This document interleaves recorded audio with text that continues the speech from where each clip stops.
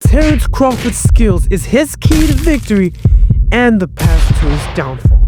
Sit back, relax, and watch me cook, cause this is not clickbait. I'll go through how Bud can beat Canelo and why that can also get him knocked out.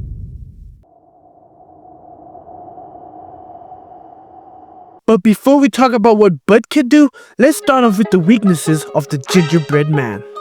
In my opinion, Canelo started off his career as a counterpuncher, but as he got bigger and faced even bigger and taller opps, he was forced to be a pressure fighter, which is not bad at all. Because of this new style, he had to learn pressure fighting skills. One of these skills is what I like to call interceptive punches, aka punching at the direction of your moving target.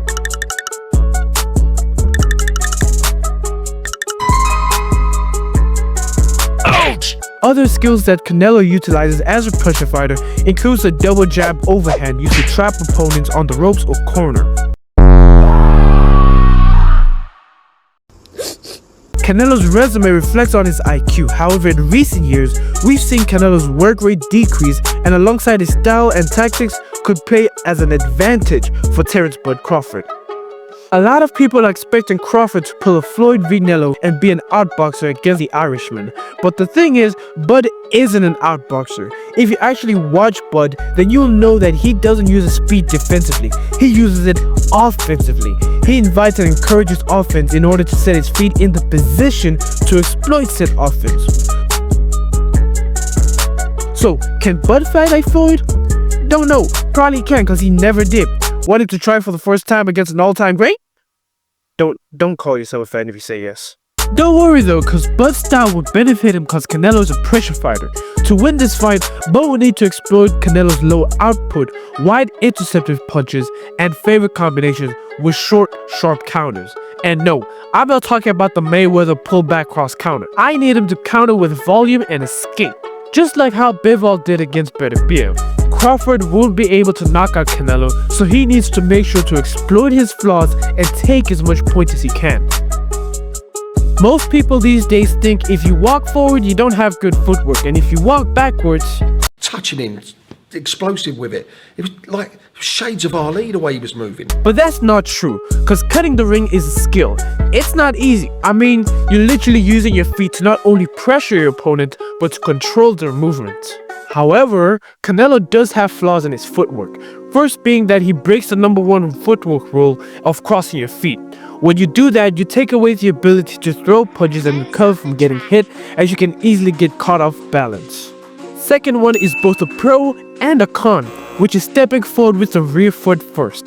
Canelo, just like Shakur, manipulates the opponent's distance perception by creeping in the range using the rear foot first, while many use the lead foot first. This tricks the brain into thinking that they aren't as close as they actually are by disguising their steps. Last but not least, sometimes he puts too much weight on the lead foot, which would nerf his defense. Other than using probes and jabs just like how Bivol did, a tool in Terrence Crawford's arsenal that he could utilize to exploit the same flaw is the jab to the body. He can stop Canelo's movement and reset him whenever he cross steps or steps with his rear foot, or put too much weight on the lead foot. This can help him to create distance, sap stamina, and set up other offenses. Canelo's defense is the high guard, and its kryptonite is the long guard. And Canelo's adamancy to maintain the high guard negates the ability to engage in the lead hand battle, which is something most, if not all, southpaws do. Bud is a switch hitter though. He's orthodox in like one round and then southpaw for the rest of his life. That's a southpaw in my books. Which plays to his benefit because he will have the lead hand advantage.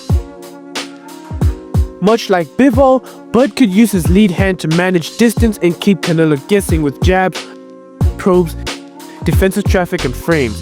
This would make it easier for Bud to control Canelo's offense, knowing that he will not engage in a lead hand battle. Bud is knowledgeable and experienced against the high guard to know how to exploit it. The guard will help Crawford use a lot of his guard manipulation skills. Canelo's vision would constantly get blinded by probes, jabs, and defensive traffic to help him land uppercuts from under the guard and hooks from around the guard. So now that we've established Bud's style and how it can help him win, let's talk about why it won't and will indeed make him lose. We've all seen Bud use his feint and timing to force counters, but we've seen more recently against Majimov that if he's responding with feints, it disrupts his offensive flow and timing, which keeps him inactive. Canelo does use feints other than the double jab overhand. That inactivity will aid Canelo not only control the fight, but set up his own offense. Even if Bud tries to use his probes to control the distance between them, we underestimate how fast and experienced Canelo is. He is experienced enough to have seen this tactic before, and not only will his defense discourage output, he's also fast enough to catch Bud as he probes. Contrary to popular belief, Canelo doesn't do bad against southpaws as he takes advantage of their search for lead hand control by hooking the exposed liver, punching over the long guard, leading or setting up the right hand, or even just countering with an uppercut upstairs or downstairs. The lead hand will be as much of a problem as it was against Canelo v Saunders than against Kovalev and Dmitry Bivol, because their weight and height allowed them to be more physical with the pros and lead hand control. Bud's defense won't help him as much as he usually evades punches with his feet, not with his upper body. Hence why he gets popped. Even if he uses a defensive guard like the high guard, it's very much inactive, which will still be an advantage for Canelo as he'll pop him.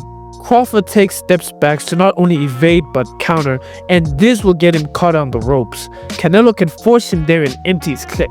The reason why I think Bud will lose, even though his style is advantageous against pressure fighters, is because he's at an age and weight disadvantage. And with age, testosterone decreases, which would affect speed, stamina, and durability. His feet has also been stuck in the mud and not as fast as they used to be. On top of which, Bud's weight gain can lower his stamina and speed as well.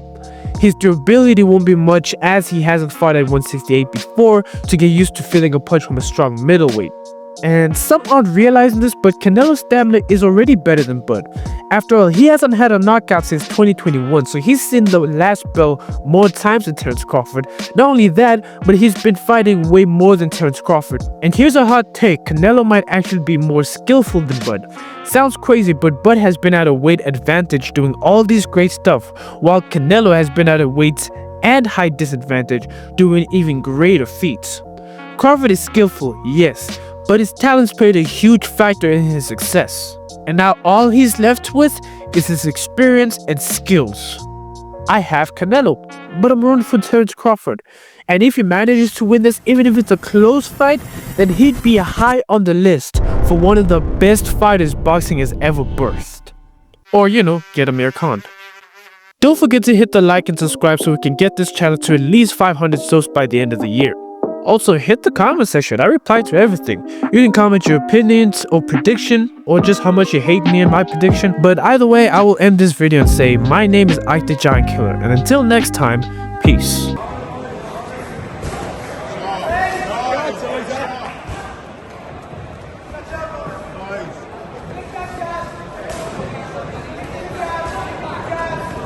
Great shot, Isaac.